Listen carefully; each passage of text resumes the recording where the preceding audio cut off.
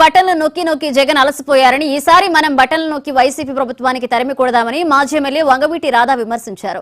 పశ్చిమ గోదావరి జిల్లా నరసాపురంలో కూటమి ఆధ్వర్యంలో నిర్వహించిన భారీ రోడ్ షో వంగవీటి రాధా పాల్గొని నరసాపురం బీజేపీ ఎంపీ అభ్యర్థి శ్రీనివాస్ వర్మ, జనసేన ఎమ్మెల్యే అభ్యర్థి బొమ్మిడి నాయకర్లను గెలిపించారని విజ్ఞప్తి చేశారు. ఒక్క ఛాన్స్ అంటూ అధికారంలోకి వచ్చి రాష్ట్రాన్ని అప్పుల ఊబిలోకి నెట్టేసిన ఘనత జగన్దేనని విమర్శించారు. కూటమి అధికారంలోకి వస్తేనే రాష్ట్రానికి రాజధానితో పాటు అభివృద్ధి ఉంటుందని వెల్లడించారు.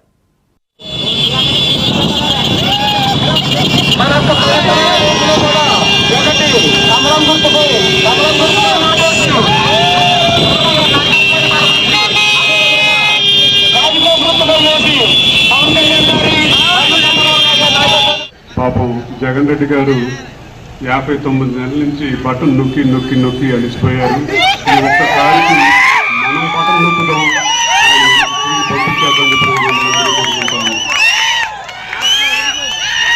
ఇవాళ జనసేన పార్టీ ఇక్కడ పవన్ కళ్యాణ్ గారు సీటు తీసుకున్నారని చెప్పంటే ప్రతి ఒక్క తెలుగుదేశం కార్యకర్త, ప్రతి ఒక్క తెలుగుదేశం నాయకుడు ఆయన మాటకు కట్టుబడి ఉండాలని చెప్పని చంద్రబాబు గారు పవన్ కళ్యాణ్ గారు తెలిసారని చెప్పంటే ఇది రెండు పార్టీల కూటమి కాదు, ఇది ఒక ప్రజా కూటమి అని చెప్పని తెలియజేయాలని చెప్పని అలాగే విజయం కూడా చేకూర్చాలని కోరుకున్నాం. అందరినీ కోరుకుంటా ఉన్నది.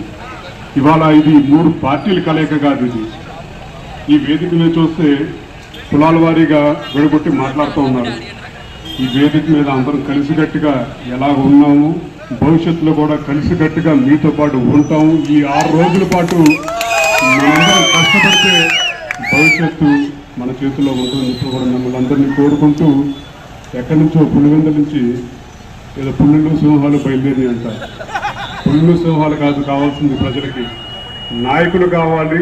ప్రజల తరఫున నుంచుని ప్రజా సమస్యల మీద పోరాడే నాయకులు కావాలి.